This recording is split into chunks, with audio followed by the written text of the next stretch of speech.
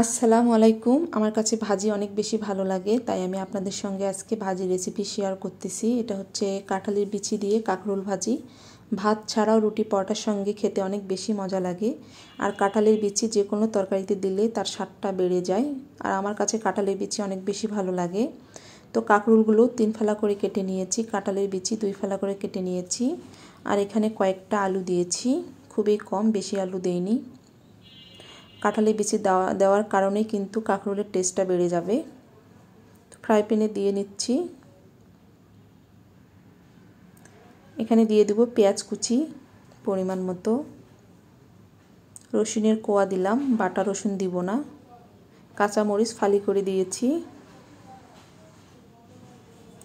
গুঁড়ো মরিচ সামান্য পরিমাণ দিব,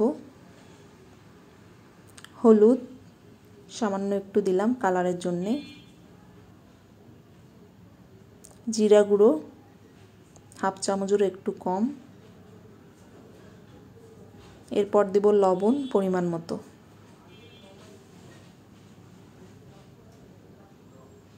এরপর দিব সরিষার তেল। এখন এভাবে একটু কষিয়ে নিব, এখন পানি দিব না। প্রথম অবস্থায় একটু 1-2 মিনিট এভাবে কষিয়ে নিব। যত বেশি কষিয়ে রান্না করা যায় তত বেশি কিন্তু ভালো হয়, তাই আমি যে কোনো তরকারি একটু ভালো করে নেড়েচেড়ে রান্নাটা করে নেই। এতে করে মশলাগুলো তরকারির মধ্যে ভালোভাবে ঢুকে যাবে, খেতেও মজা লাগবে। কষিয়ে নেওয়ার পর সামান্য একটু পানি দিয়ে দিচ্ছি। পানি দিয়ে আরেকটু নেড়েচেড়ে নিচ্ছি। এরপর ঢাকনা দিয়ে ঢেকে দিব 2 মিনিটের জন্য।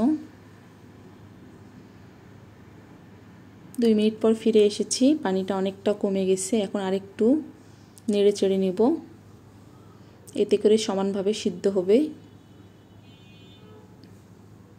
যেহেতু ভাজি জিনিস, তাই একটু পরপর নেড়ে দিতে হবে, তা না হলে কিন্তু পোড়া লেগে যাবে।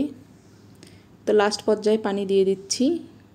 আমি 2 বারে পানি দিয়েছি, যেহেতু ভাজি করব, যেন ঝরঝরে থাকে।